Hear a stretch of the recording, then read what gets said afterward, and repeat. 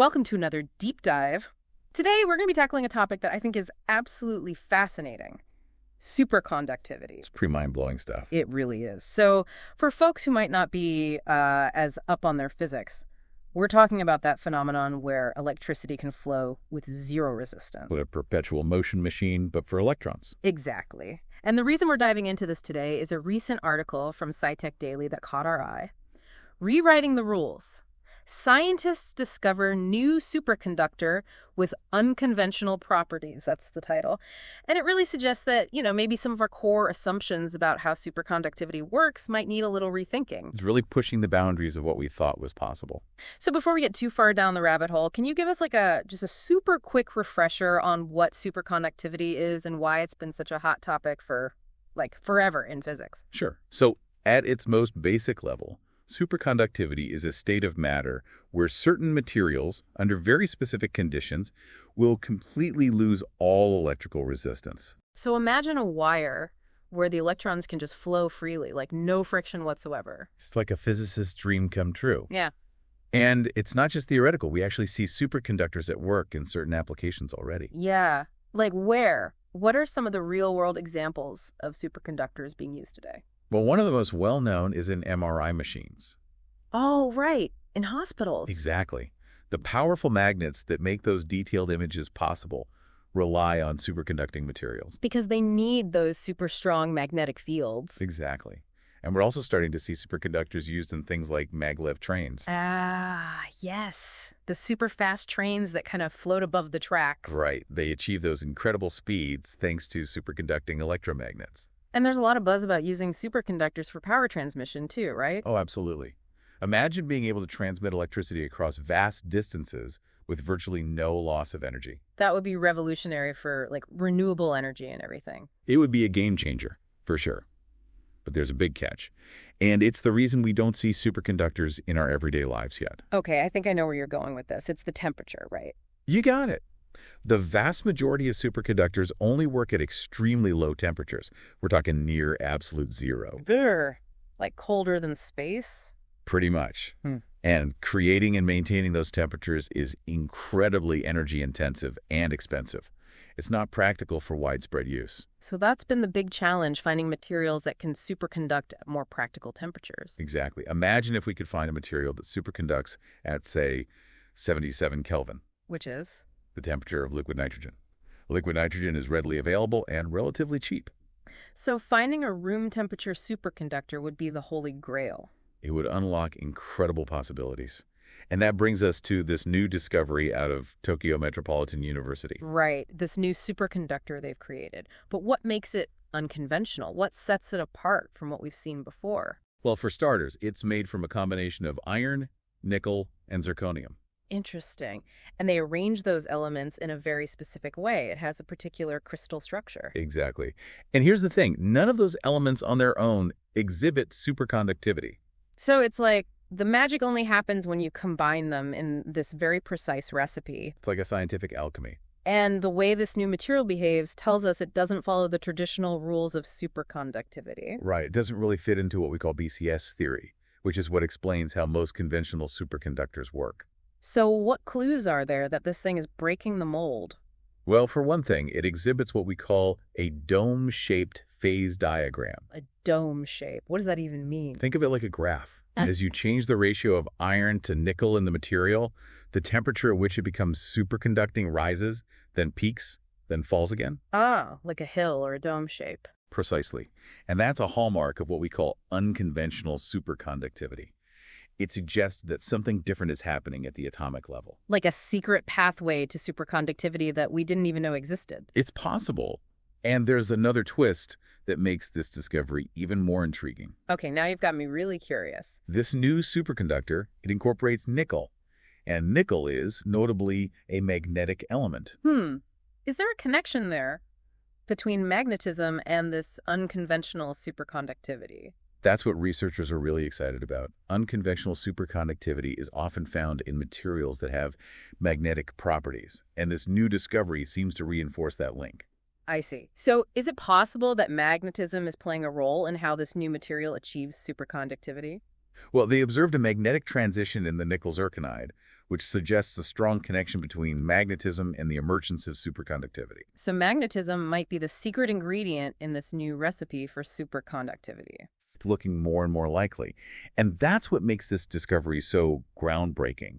It's not just about finding another superconductor. It's about potentially unlocking a whole new understanding of how superconductivity can work. It's really starting to feel like this discovery isn't just like, oh, here's another superconductor. It's more like, hey, maybe we need to rewrite a whole chapter in the superconductivity textbook. Really. It's a whole new paradigm. It really could be that significant. So we talked earlier about how a room temperature superconductor would be a total game changer, but I think it's worth really unpacking that. What would that actually look like? What kind of impact could that have on, the real world? Well, let's start with energy. Imagine being able to transmit electricity with, virtually no loss. No more wasting energy as heat in the power line. Exactly. No more need for those massive transformers that you see everywhere, stepping the voltage up and down. It would completely revolutionize the power grid. And think about what that would mean for renewable energy sources. Like solar farms in the desert could power cities thousands of miles away without losing all that energy in transmission. Absolutely. And it's not just about efficiency. Think about energy storage. With room temperature superconductors, we could develop incredibly efficient and compact energy storage systems. Oh, right, like superconducting magnetic energy storage. Exactly. We could store vast amounts of energy from things like wind and solar power, making them much more reliable and practical. Okay, so energy is a big one. What about computing? How would superconductors at room temperature impact that field? Oh, that's another area where the potential is just mind-blowing. Superconducting circuits could lead to computers that are millions of times faster than anything we have today. Seriously? Yeah. Millions of times faster? It's not out of the realm of possibility. And they'd use significantly less energy, too. It would be a revolution in fields like artificial intelligence, drug discovery, you name it. It's crazy to think about what kind of problems we could solve with that level of computing power. And we can't forget about transportation. We talked about maglev trains earlier. Right. Maglev technology could become far more widespread and accessible. Imagine high-speed trains zipping between cities across entire continents, all running on super efficient, superconducting magnets. And maybe even personal maglev vehicles one day. Who knows? Okay, now that's straight out of science fiction. But with this new discovery, maybe those sci-fi dreams aren't so far-fetched anymore. Are there other areas where this kind of superconductivity could lead to breakthroughs? Oh, tons. Medical imaging could become even more precise and less invasive. Superconducting sensors could revolutionize everything from environmental monitoring to fundamental physics research. It sounds like the possibilities are almost limitless. But we've got to be realistic too, right? With such a massive technological shift like this, there must be challenges along the way. What are some of the hurdles that researchers face as they try to, move from a lab discovery to something that actually works in the real world? It's exciting to think about all the amazing things that could be possible with room temperature superconductors. But as we've been discussing, scientific progress doesn't always happen overnight. What are some of the immediate challenges that researchers are going to face as they try to take this discovery from the lab and actually turn it into, real world applications? Well, one of the first hurdles is going to be replicability. Can other labs around the world synthesize this new material? Can they consistently create it with the same properties? That's always the first big test for any new discovery. Right, because it's one thing to make it work once in a highly controlled lab environment, but it's got to be something that other scientists can reliably reproduce. Exactly. And then there's the issue of scalability. Can we actually produce this material in large enough quantities to be useful for practical applications? And can we do that without sacrificing the quality or, driving up the costs? Those are all big questions that need to be addressed. It makes sense. I mean, even if we crack the code in the lab, figuring out how to actually manufacture these materials on a large scale is a whole different challenge. Oh, absolutely. And then, of course, there's the ongoing quest for even higher temperature superconductivity. Right, because even 77 Kelvin liquid nitrogen temperature, it's a huge improvement, but ideally we want materials that work at even warmer temperatures. Exactly. The search for new superconducting materials is all about pushing that temperature limit higher and higher. So it sounds like there's still a long road ahead, but the potential payoff is, enormous. I want to kind of shift gears a little bit and talk about the broader impact of all of this. We've touched on all the potential benefits, but anytime you have a big technological revolution, it's going to have ripple effects. So, what are some of the societal and economic implications we might see as, superconductivity becomes more and more commonplace? That's a really important question. And honestly, it's one that we as a society need to start thinking about now. Widespread adoption of superconductors could lead to major shifts in the economy. Right. I mean, you could have entire industries that get disrupted. New industries would emerge. The balance of global technological power could even shift. Exactly.